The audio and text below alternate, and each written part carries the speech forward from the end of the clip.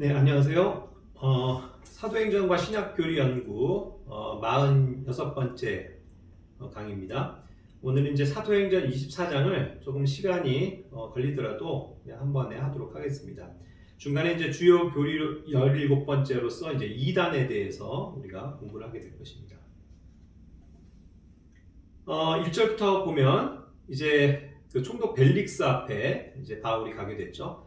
그렇게 해서 이제 닷새 뒤에 대제사장 그 아나니아와 그 유대인들 종교 지도자들이 여러 이제 장로들과 더불어서 그 더둘로라고 하는 그 변호인을 사서 함께 와서 이제 총독에게 바울을 정식적으로 이제 고발하게 됩니다. 이제 판정이 열리는 거죠. 신문이.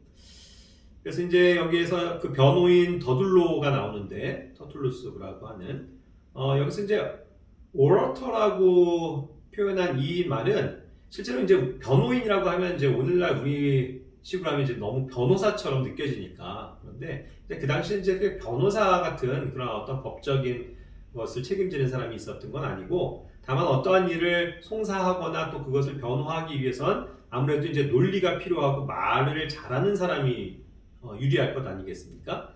그러니까 이제 이러한 이제 오러터라고 얘기하는 사람을 쓴 거죠. 이러한 의미는 이제 웅변가 혹은 이렇게 연설가, 또 어떤 이렇게 말을 막 이어가는 그런 말을 잘하는 변사, 이런 사람들을 이야기합니다. 그러니까 이제 그만큼 말을 능숙하게 하는 잘하는 사람을 돈으로 주고 샀겠죠. 그렇게 해서 이제 논리적으로 뭔가 이런 법적인 문제들을 잘 풀어갈 수 있도록 말을 잘하는 사람을 고용한 것으로 볼 수 있습니다. 그래서 이제 2절부터 3절까지 보면 아니나 다를까 이 더둘로는 굉장한 이 언변으로 벨릭스의 마음을 아마 사로잡는 것 같습니다. 굉장히 이렇게 아첨을 또 잘 하는 그런 발언을 하죠. 뭐라고 얘기합니까? 벨릭스 카카, 우리가 각하로 말미암아 크게 평온함을 누리고 있고 각하의 돌보심으로 이 민족에게 매우 귀중한 일들이 이루어지고 있습니다. 그래서 항상 그것에 대해서 감사드립니다. 그러면서 이제 항상 당신의 그러한 통치력을 저희가 인정합니다 라고 이제 아첨 섞인 그런 말로 이제 시작을 합니다. 뭐 누가 들어도 뭐 이렇게 이제 시작을 하면 그 펠릭스 입장에서는 이제 기분 좋은 일이겠죠. 자기의 이렇게 치적을 드러내주면서 이야기를 하니까요. 아마 점수를 얻었을 겁니다. 자, 그렇게 해서 이제 4절부터 보면 이렇게 환심을 사고서 이제 본론을 이야기하죠. 그래서 이제 제가 각하를 지치지 않게끔, 이것도 굉장히 설득력 있는 표현입니다. 얼마나 이런 많은 일들을 재판해야 되고 시시비비를 가려야 되고 정치를 하면서 힘든 일들이 많겠어요. 그런데 이제 각하를 지치지 않게 제가 그냥 몇 마디 말로 이렇게 할 테니까 너그럽게 들어주십시오. 이와 같이 환심을 사면서 얘기합니다. 그래서 이제 5절부터가 이제 그 바울에 대한 고소인데, 결국 이것이 그들이 짜고 이미 모의한 바 거짓 고소죠. 뭐라고 얘기합니까? 이 사람을 이제 나쁘게 얘기해야 되니까 이 사람은 전염병 같은 사람입니다. 뭔가 이 우리 사회에 이제 이 로마 총독인데 이 로마 사회에도 전염병 같은 그런 존재입니다 라고 악담을 이제 하는 거죠. 그래서 이제 세상에 두루 퍼진 모든 유대인들 가운데서 선동을 일으키는 자입니다 이렇게 표현합니다. 결국 이제 세상에 정말 유대인들이 많았습니다. 유대인들은 굉장히 번성하는 민족이었기 때문에 또 어느 사회를 가더라도 잘 적응하고 거기서 성공을 거둡니다. 이제 유대인들이 워낙 이제 그 강성한 사회를 이루다 보니까 유대인들에 대한 어떤 견제도 굉장히 많았었던 게 사실이죠. 그러니까 이제 그런데 세상에 두루 퍼진 유대인들 가운데서 선동을 일으키는 자다라고 하니까 항상 이 유대인들은 유대인 그 민족주의를 표방해서 절대 신인 그들의 여호와 하나님만을 신봉하면서 항상 독특한 사회를 만들어가니까, 이게 정치적으로도 봤을 때 뭔가 이런 유대인들이 작당을 해서 선동을 일으킨다고 하면 굉장히 큰 문제가 될 수 있겠죠. 그러니까 이제 이렇게 이야기를 하는 겁니다. 이 사람은 유대인들 가운데서 선동을 일으키는 자다. 그래서 이제 나사렛 사람들의 분파, 이제 섹트라고 얘기하는데 어떠한 이단성을 가진 어떤 종파의 주모자다라고 하면서 이제 이단 시비를 거는 겁니다. 그래서 이제 이단의 혐의를 가지고 이제 접근을 하는 거죠.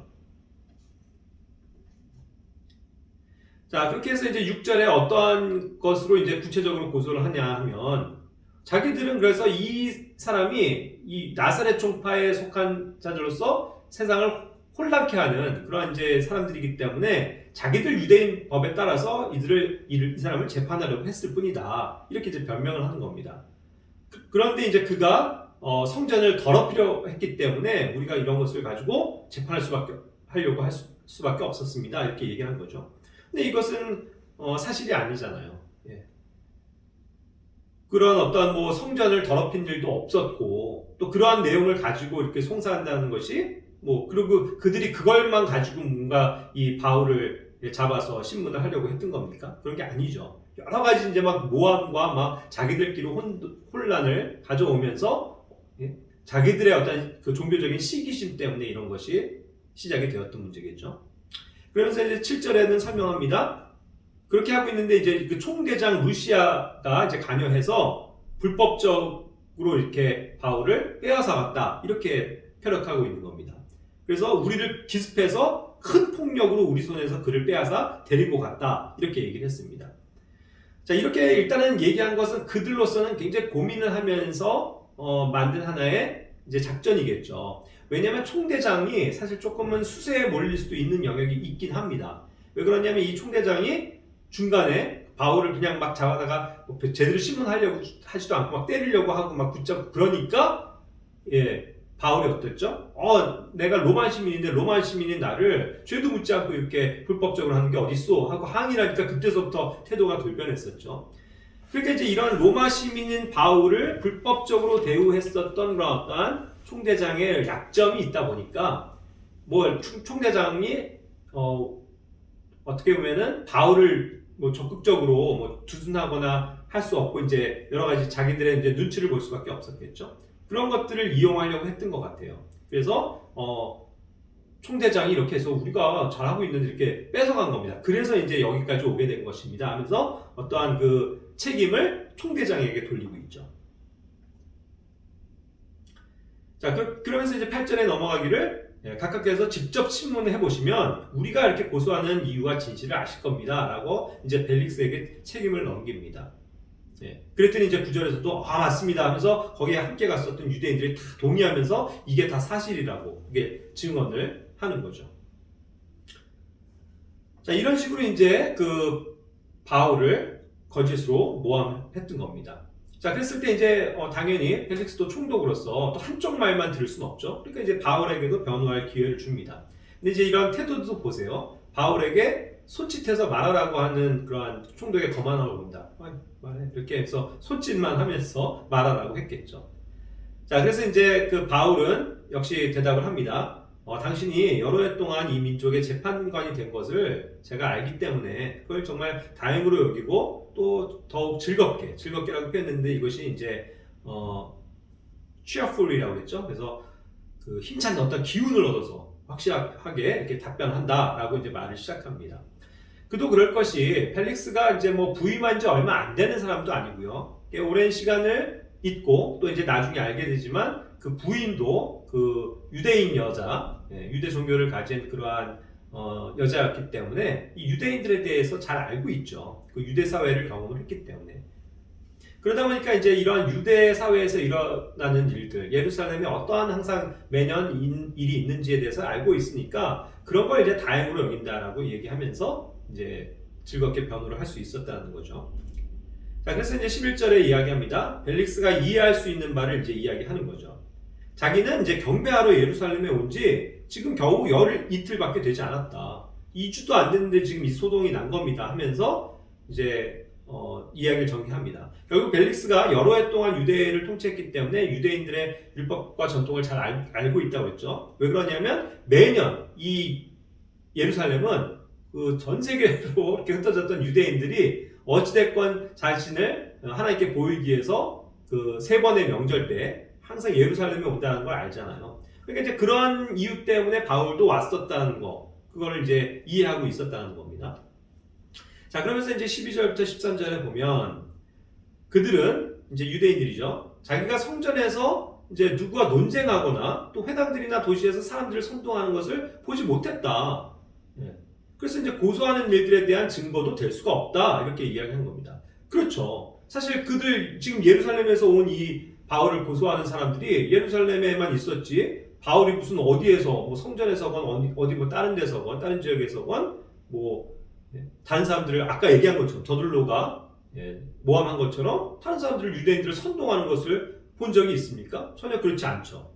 그리고 또 그것에 대한 증거도 될 수 없을 것이라고 당연히 자신 있게 이야기합니다.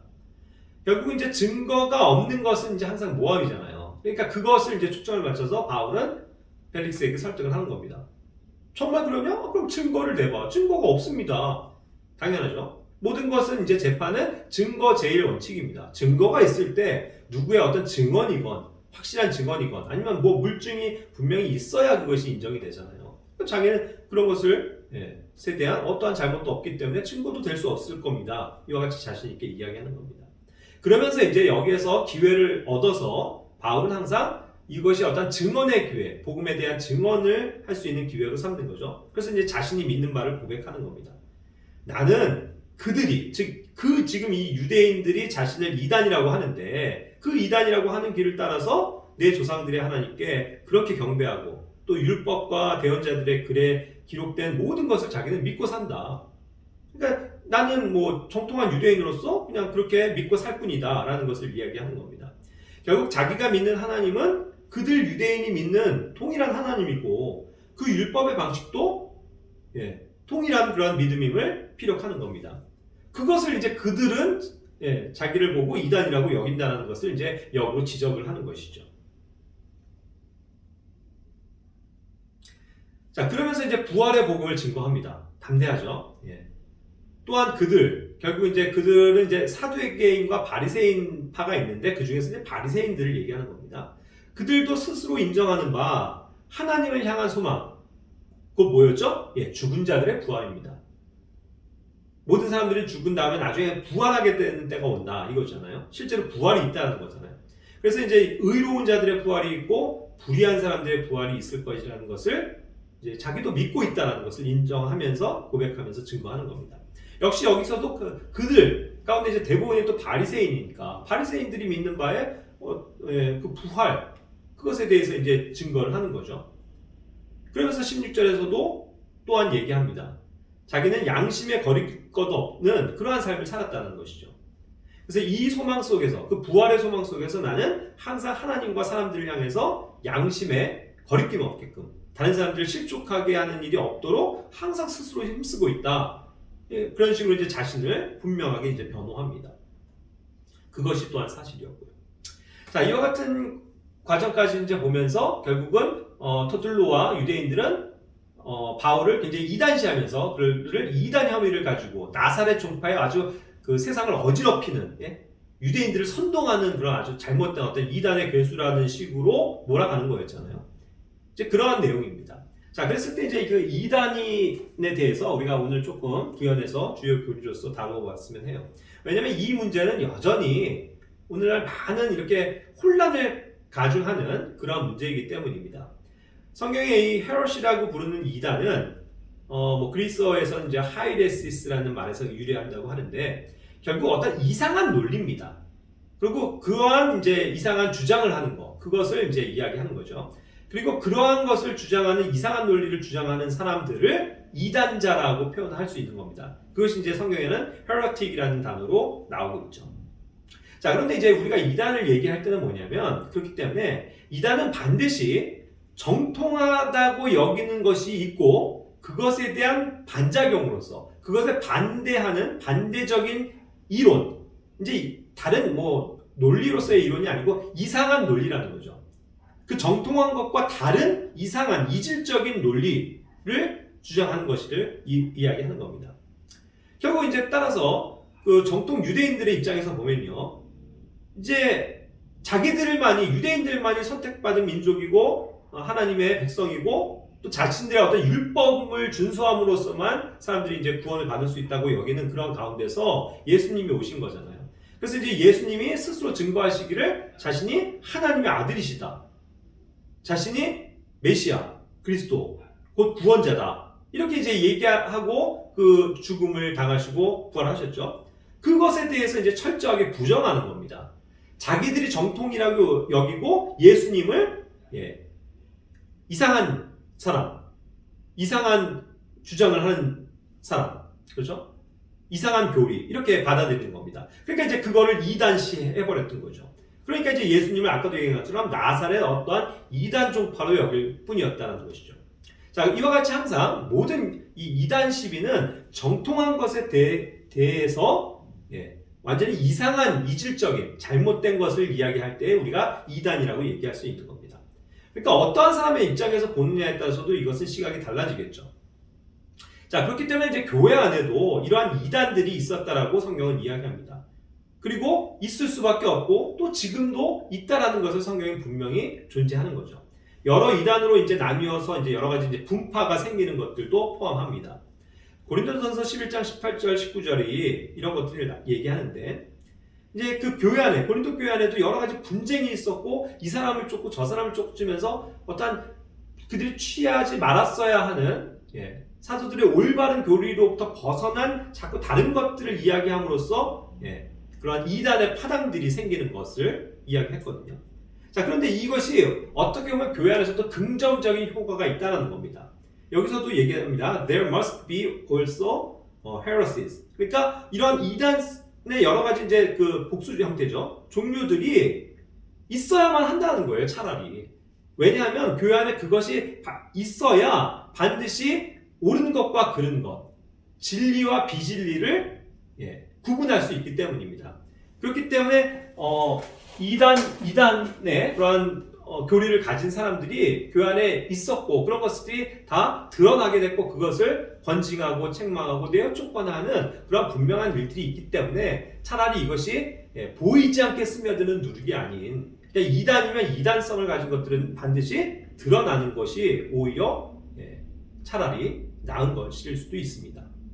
그래서 어쨌든 교회 안에도 이러한 이단의 교리가 있었다는 것을 말씀하고 있죠.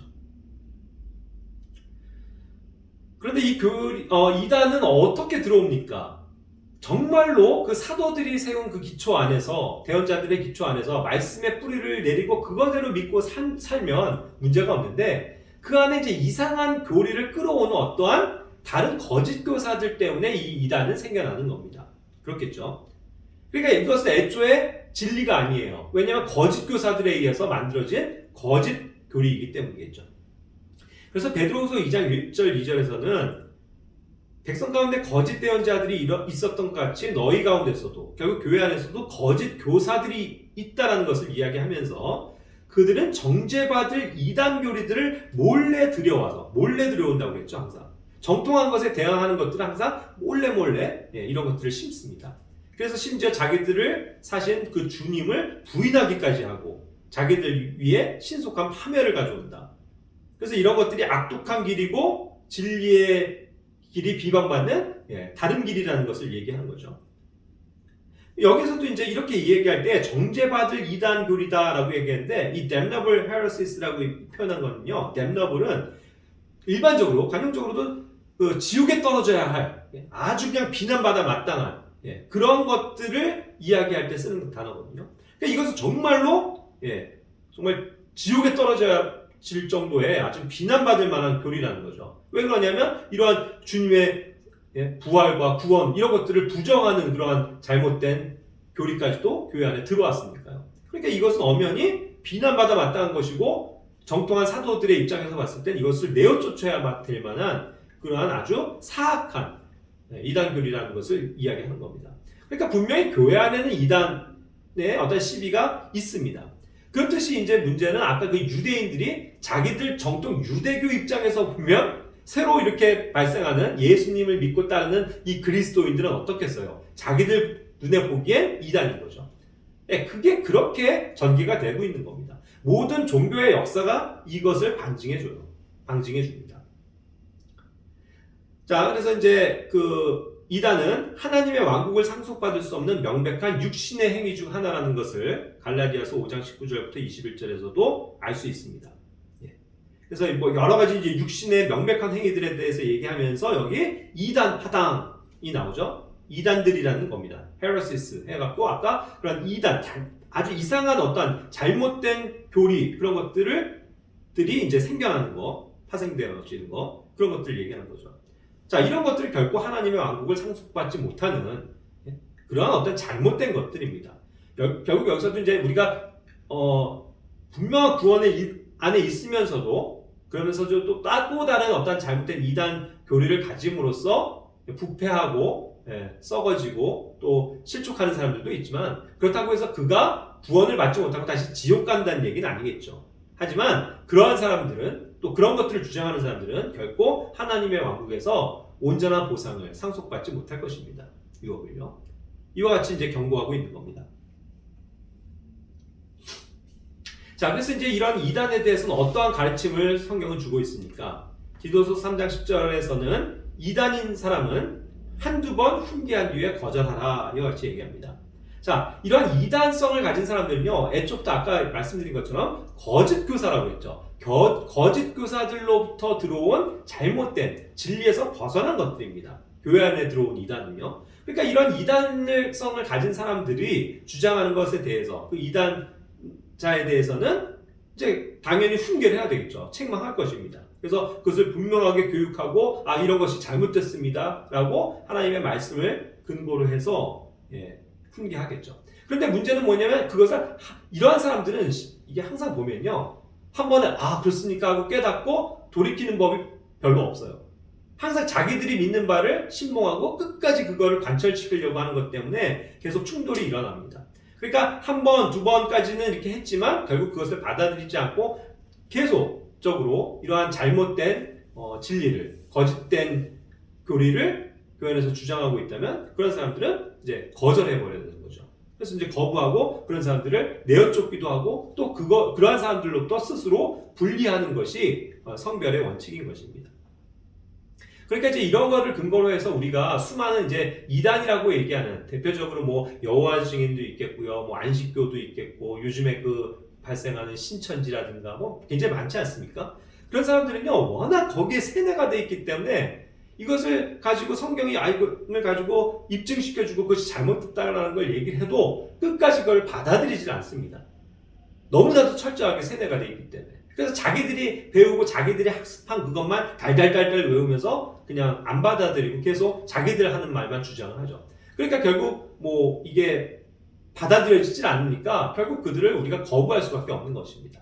그리고 이제 이러한 면에서 너무나도 그것이 철저하게 굳어져 있기 때문에 그들은 웬간해서는 그것이 돌아오지 않기 때문에 이제 항상 우리가 교회 안에서도 이야기하는 것은 그러한 이단인 사람들은 그저 뭐 내가 이렇게 이 사람에게 뭔가 설득해봐야지 하는 논리로 다가갈 필요가 없습니다. 그냥 문을 열어주지 말고 찾아와도 대화하지 말고 그들이 주는 책들 뭐 받아가지 말고 그냥 딱 거절하는 것이 더 좋은 원리입니다.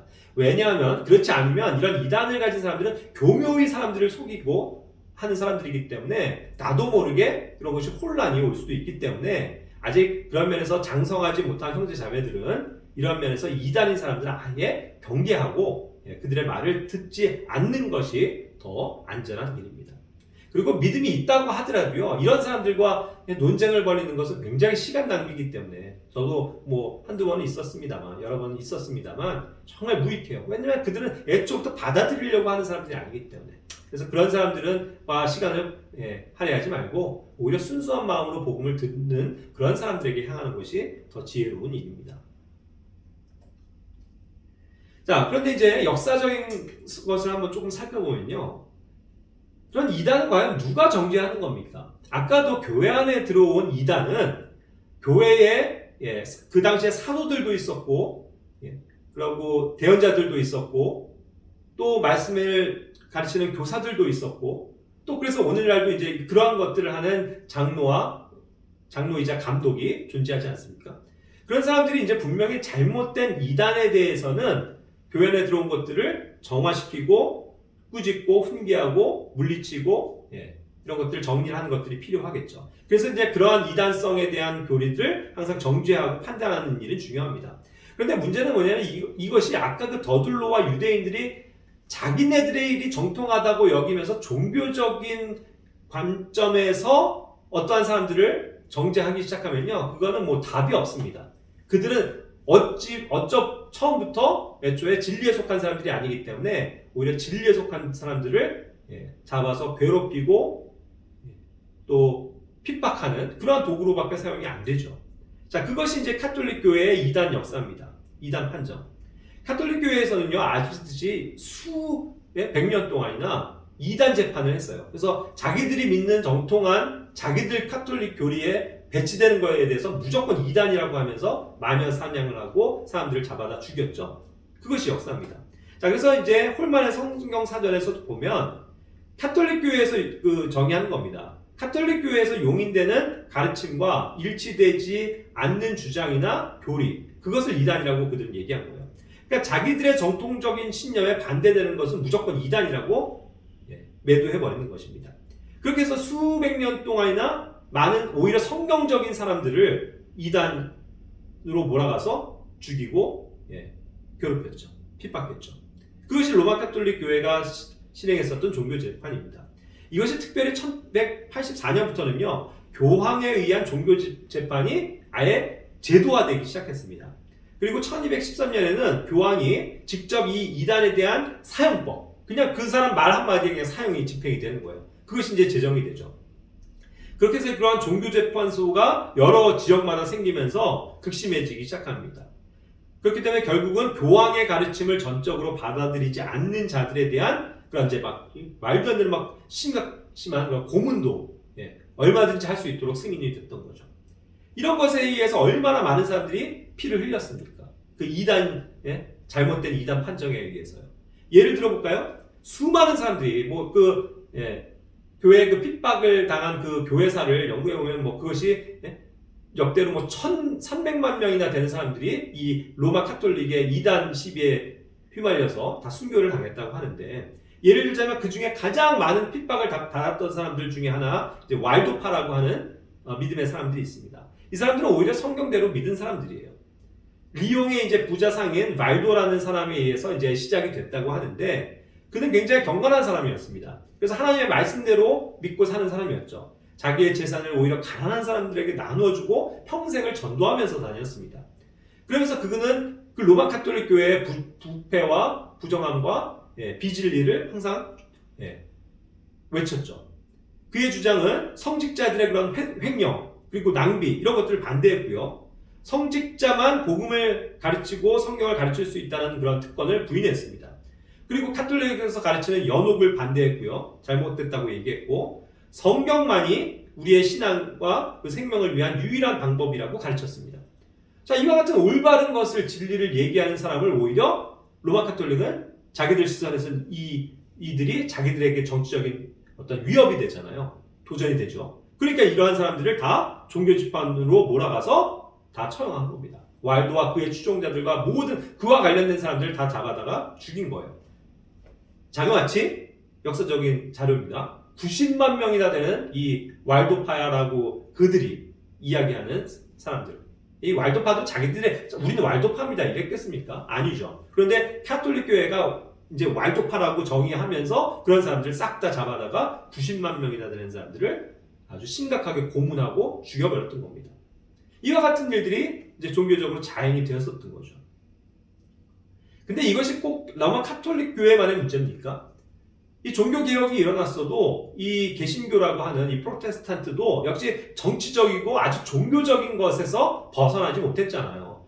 올바른 이제 구원의 방법에 대해서는 그들이 회복하고 누구나가 성경을 읽을 수 있는 시대로 은혜의 시대를 우리가 맛볼 수 있도록 한 것은 긍정적인 일이고 굉장히 괄목할 만한 성장인 것은 맞지만 그들은 여전히 종교적인 행위들을 답습했습니다. 그리고 많은 것들을 로마 카톨릭 교회에서 끌어와서 그대로 답습을 해버렸죠. 세례, 유아 세례 같은 문제, 그 다음에 국가교회라는 어떤 시스템, 그런 모든 것들이 다, 그리고 이제 성직자 개혁, 이런 것들을 버리지 못하고 종교개혁은 반밖에는 성공을 못한 겁니다. 자, 그렇기 때문에 이들도 역시 종교개혁 이후에 이러한 여러 가지 그런 힘을 가지고 있는 그 위의 사람들은 많은 자기들에 대항하는 사람들을 이단시하면서 처형했었던 거예요.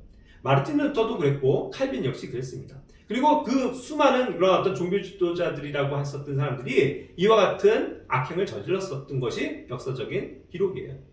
그래서 이런 것들이 이제 오늘날 개신교라고 하는 데까지도 흘러왔고, 오늘날 많은 또 계신 교회들, 교단들이 또 자기들 나름대로 이단위원회라는 걸 구성해서 수많은 사람들, 수많은 교회들을 정죄하면서 판단하고 있지 않습니까?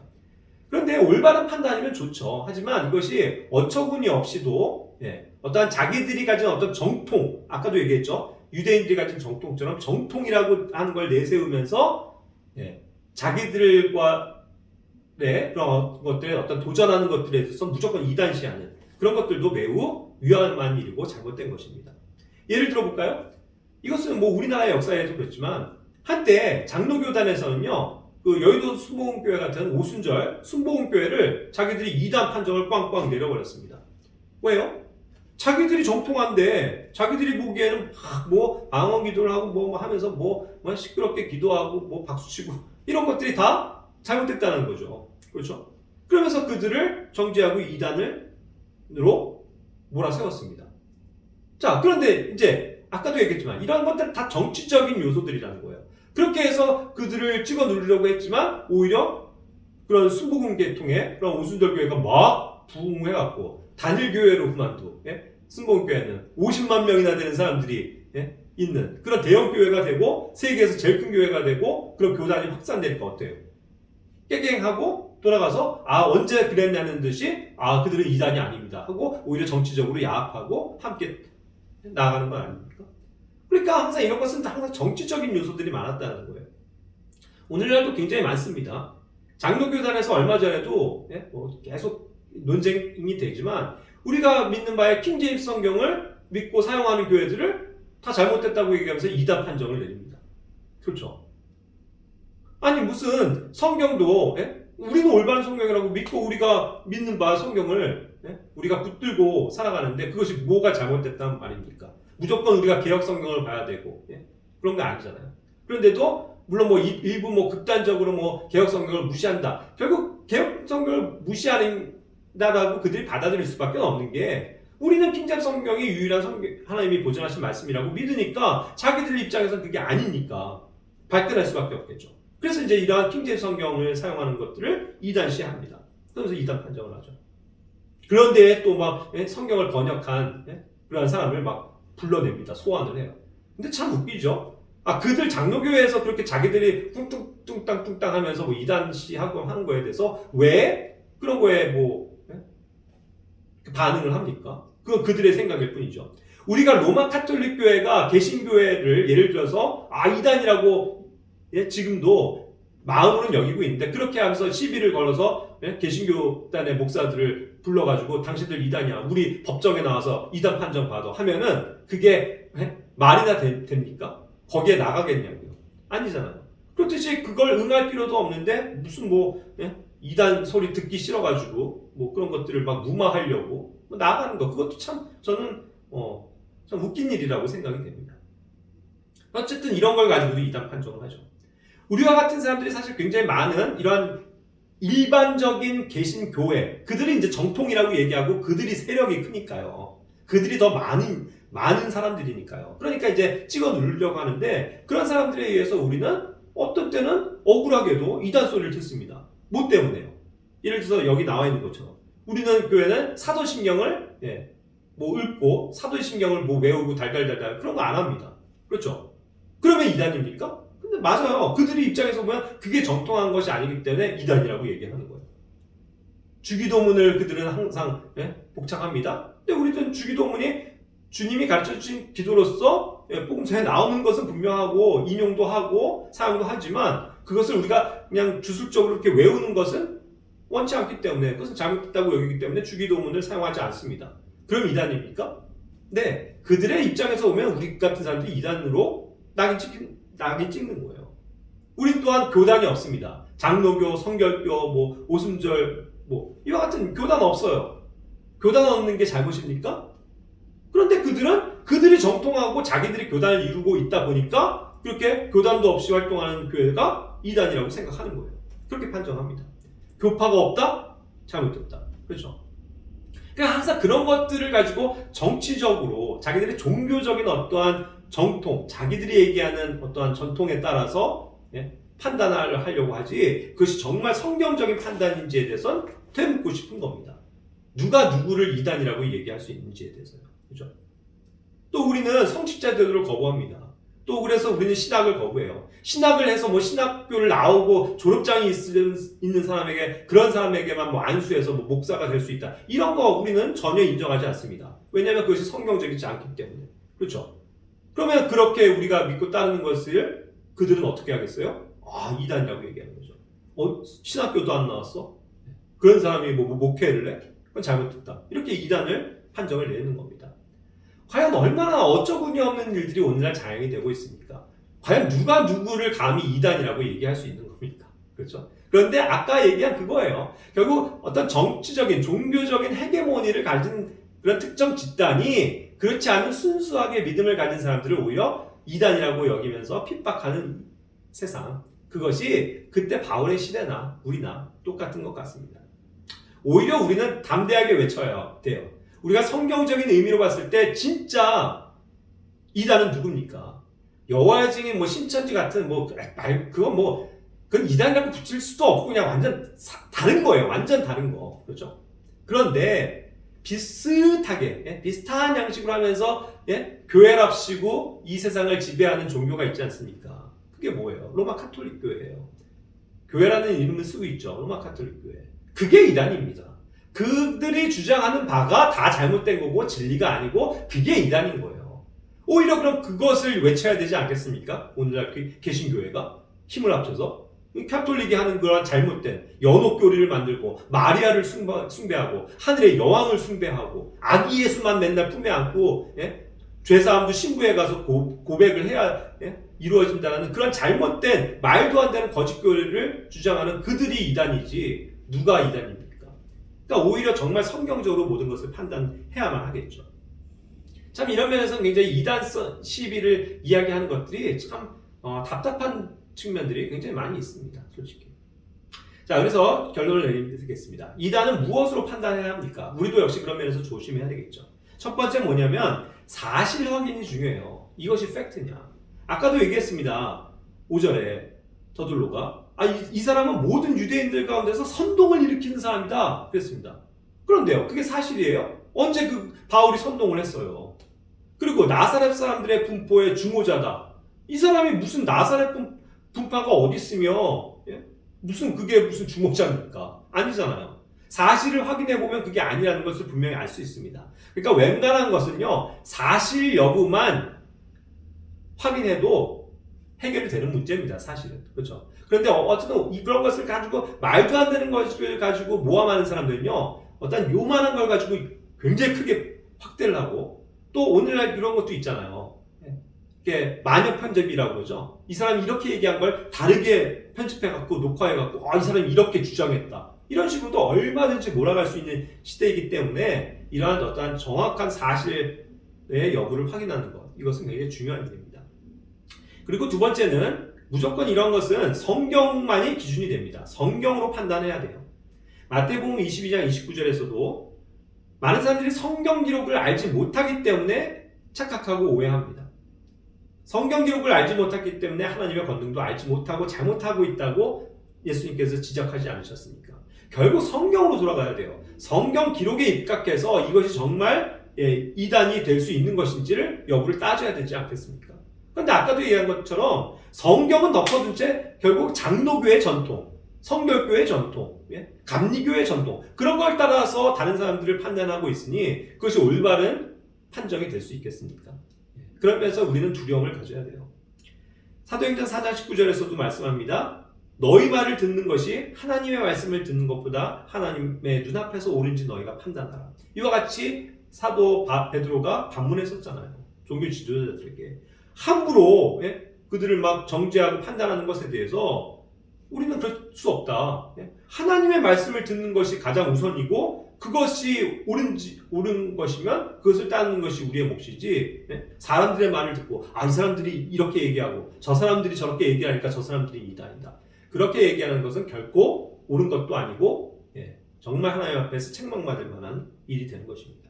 그래서 우리가 이제 우리 역시도 그런 면에서 다른 사람들을 이단인지 또 어떤 다른 교리들에 대해서 이단인지에 대해서는 철저하게 성경적으로만 판단하는 그러한 성숙함이 필요한 것입니다.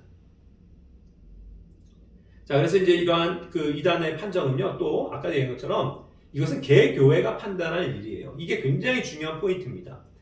이단은 중요한 교리에 관한 옳고 그름의 문제잖아요. 그러니까 이것이 우리가 믿는 바의 믿음과 정확한 성경적인 교리에서 벗어나는 게 이단이거든요. 그러니까 그것이 교회 안에 있을 때 그것을 가지고 판단해야 되는 겁니다. 그리고 그런 면에 있어서 한두 가지의 오류를 알 수는 있겠지만 그게 이제 전부인 것처럼 해갖고 정죄해서도 안 됩니다. 예를 들자면 그런 것들도 있을 수 있어요. 뭐 흔히들 구원파 해갖고 막 이거 이단 해가지고 분류하지 않습니까? 그런데 그들이 잘못하는 것이 모든 게 다 잘못됐겠습니까? 아닐 거예요. 그리고 제가 역사적으로도 알지만 그들이 맨 처음에 순수한 복음과 구원에 대한 확신을 가지고 있는 사람들입니다. 하지만 이제 그것이 하나의 집단화되고 종교적으로 되고 또 어떠한 그것을 책임지는 목회자가 권한이 커지다 보니까 부패하게 되죠. 그러니까 그런 것들이 잘못된 것을 분명히 지적할 수는 있지만 그들이 무슨 말하자면 자기들만이 구원이고 이렇게 해갖고 다른 것들은 다 구원이 아니다라고 얘기하는 그런 식으로 이제 구원파는 주장을 한다라고 얘기하는 게 100%가 사실이 아닐 수도 있습니다. 왜냐면 또 정말 그렇게 얘기하는 것은 별로 근거가 없거든요. 그래서 그러한 판정을 받는 목회자들도 예전에 신문 지면에다가 광고를 하려 해서 자기들이 믿는 바의 것들을 쫙 올려놓은 게 있는데 그거 자체는 그들이 성경적으로 믿고 따르는 거에 있어서는 잘못된 게 아닙니다. 그렇듯이 항상 사실관계를 잘 판단을 해야 되고 한두 가지의 오류를 가지고 전체가 다 잘못된 것처럼 이단시하는 것도 조심해야 되는 거겠죠. 자, 그런데 중요한 건 뭐냐면 그런 이단에 관한 판단도 각 지역교회가 알아서 해야 될 일이라는 것입니다. 결국 교회에 다른 교리가 들어왔을 때 그것을 책망하고 바로 잡겠죠. 그리고 교제를 하지 말아야 될 그런 이단성을 가진 사람들도 있을 수 있습니다. 그럼 그것을 내가 저 교회 또 저 사람들과는 저런 건 이러면서 분리돼야 되겠고 교제를 하면 안 되겠다는 것은 각 교회가 선택할 문제라는 거예요. 그것을 무슨 아까 얘기한 것처럼 집단화 시켜가지고 장로교들끼리 똘똘 뭉쳐서 킹잼 성경을 사용하는 데들은 다 이단이 교제하지 맙시다 이렇게 할 수 있는 게 아니라는 겁니다. 각 교회가 알아서 판단할 문제라는 것이죠. 우리는 그렇게 해야 돼요. 오늘날 이런 것들을 악용해서 정치화되고 집단화돼서 어떠한 큰 이런 영향력을 가진 사람들이 작은 어떠한 단체나 교회나 사람들을 정죄하고 무시하고 그들을 소외시키고 왕따시키는 경우도 굉장히 많이 있기 때문입니다. 그러니까 이런 것을 가지고 별것도 아닌 일을 가지고 사람들을 모아가지고 그래가지고 이런 것들을 더 확산시키고 다른 사람들을 해하는 그런 일은 해서는 안 되는 것입니다. 그래서 이제 결국은 우리도 결국 이러한 면에서 교회 안에 크고 작은 여러 이단이 들어올 수도 있는데 이단성을 가진 어떤 교리가 들어올 수 있는데 그것은 교회가 알아서 스스로 정화해 나가고 또 교회를 그런 감독하는 장로 또 감독은 그런 면에서도 굉장히 사리 깊게 또 기도하는 가운데 정말 하나님의 말씀을 근거로 해서 잘 바로잡는 일들을 해야 되고 그런 것에 이제 교회가 일치되어져 있어야만 합니다. 이런 것들이 이제 우리가 이단에서 다뤄볼 수 있는 문제였던 것 같아요. 자, 넘어가겠습니다. 17절부터 18절은 계속 이야기합니다. 그런 사건에 대한 이제 자초 지정을 이제 바울이 이야기하는 거죠. 자, 자기는 이제 그렇게 믿고 살고 있었는데 여러 해 후에, 즉 이제 지금 그걸 얘기하는 시점으로 봤을 때 몇 년 전 사건이겠죠. 자기가 민족을 위해서 구제물과 헌물을 가지고 그 예루살렘에 와서 드릴 때에 자기가 어떠한 무리와 다른 어떠한 선동하거나 하는 이상한 사람들과 함께 있지도 않았고 소동을 일으킨 적도 없다. 그것을 얘기했고요. 또 성전에서 정결하게 되는 일 때, 그죠? 그래서 이제 자기도 이제 서원 예식을 했었죠. 그런 것들을 이제 분명하게 하면서 어떤 절차에서도 문제 없이 잘 했다는 것을 이야기합니다. 그런데 이제 그런 것을 아시아에서 온 어떤 유대인들이 알게 되었고 그걸 가지고 또 예루살렘까지 끌고 와서 자기를 지금 송사하고 있다는 것을 이제 이야기하는 것입니다.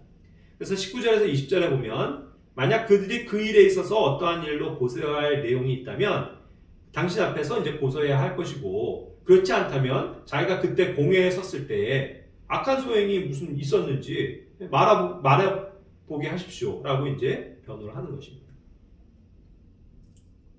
자, 그래서 이제 그러면서 21절엔 담대하게 말합니다. 자기는 오직 그들 가운데서 서서 죽은 자들의 이 부활에 관해서 그것 때문에 자기가 신문을 받는다라고 외쳤다. 예, 그것밖에는 자기가 한 일이 없다라고 이제 주장을 한 것입니다. 자, 이제 여기까지 이제 잘 변호를 하니까 22절, 23절에서도 이제 벨릭스가 생각하는 거죠. 이게 뭐 크게 문제될 것이 없고 또 바울이 얘기하는 것이 굉장히 진실된 것 아닙니까? 그러니까 이제 벨릭스는 이제 그 입장에서 볼 때 그 길, 지금 바울이 얘기하는 그 예수님과 또 예수님의 그 구원, 복음, 예, 그러한 걸 잘 알고 있잖아요, 사건도. 그러니까 이제 그런 것에 입각해 볼 때 바울이 뭐 죄가 될 만한 것이 없다는 것을 알았습니다. 그런데 일단은 정치적인 어떤 목적이 있다 보니까 이제 연기를 시키는 거죠, 재판을. 그래서 그럼 알았다 하면서 총대장 루시아가 올 때까지는 판결을 연기하는 겁니다. 예. 그리고서 이제 백부장에게 바울을 지키게 하고 다만 뭐 심각한 죄수로서 그렇게 한 게 아니고요, 자유롭게 다닐 수 있도록 보호해줬고 오히려 이렇게 가석방처럼 이렇게 해준 거죠. 집행유예를 시켜준 겁니다. 그래서 이제 그의 친지들이 방문하거나 하는 것을 전혀 막지 않았고 또 사람들이 와서 바울을 섬기는 것도 허락해줬다라고 이야기하고 있는 겁니다. 그러니까 이제 펠릭스 입장에서는 뭐 이 사람이 문제가 될 것 없으니까 그냥 자연스러운 어떤 친절을 베푸는 것입니다. 자, 그러면서도 이제 이 벨릭스에서는 근데 뒤에서 뭔가를 궁리를 해요. 며칠 뒤에 그 자기 아내 유다 여자 드루실라가 있는데 그와 함께 이제 와서 바울을 이제 불러가다가 계속 이제 그런 것들을 듣죠. 그리스도 안에 있는 그 믿음에 관해서 이제 그의 말을 듣게 됩니다. 그가 어쨌든 면에서 그래도 이제 그런 면에서 관심이 있었던 것은 분명한 것 같아요.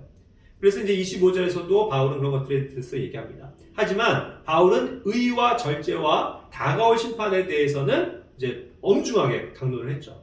그러니까 이제 벨릭스가 두려워서 떨게 되는 겁니다. 그러면서 이제 핑계를 내죠. 더 이상 못 듣겠다. 나중에 적당한 때에 다시 부르겠다 하면서 믿음을 이제 거부한 채 바울을 이제 보내버리죠. 결국 이제 이러한 일들이 많습니다. 그런 두려움을 느끼면서 하나님의 말씀의 그런 심판과 그런 엄중함에 대해서 듣고서 경고를 듣고 두려워하지만 사실은 이제 지금은 괴로워도 막 싫어, 이거 듣기도 싫어 하면서 나중에 믿어보겠다는 핑계로 복음을 거부하는 사람들도 얼마나 많습니까? 그러한 형태가 이제 형국이 되었던 거죠. 자, 그런데 벨릭스의 저희는 무엇이었습니까? 진정한 구원의 진리와 믿음을 구한 건 아니었던 거죠. 왜 그러냐면 자꾸 이 바울을 불러냈던 이유는 돈을 받고서 풀어줄 심산이었던 겁니다. 여기서 이제 돈을 받는다는 건 정당한 어떤 보석금을 오늘날 같이 청구해서 뭐 자유심을 얻게 된 그런 게 아니고요. 결국 자기가 뒷돈 챙기려고 뇌물을 얻으려고 했던 겁니다. 그래서 이제 저주 더 그 사람을 이제 바울을 불러서 얘기를 나눴다라고 이야기하고 있는 거죠. 그렇게 해서 이제 두 해가 결국은 지나갑니다. 결국 이렇게 해서 자꾸 간을 보면서 돈이나 뜯어내려고 했던 거죠. 그러다가 이제 2년이 시간이 지났고 결국은 베르기오 베스도라는 사람이 이제 벨릭스의 자리를 대신해서 총독으로 오게 됩니다. 그러니까 이제 그가 서둘러서 이제 그 이양하기 전에 유대인들에게 끝까지 환심을 얻어야 되는 하나의 일이 있었습니다. 그래서 이제 바울을 그대로 결박한 채로 두고서 풀어줄 수도 있는데 2년 동안이면요. 그러면서도 이제 결박한 채로 두면서 이 24장이 마무리가 되죠.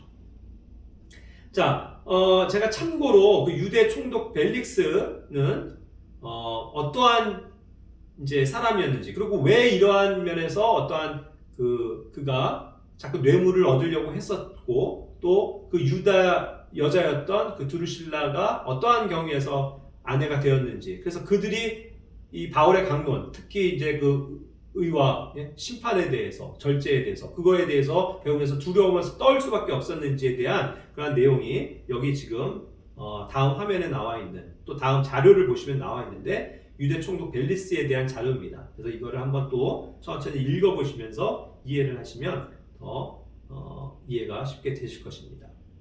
자, 이와 같이 이제 오늘 24장을 마무리하고 다음 주에 25장을 공부하도록 하겠습니다.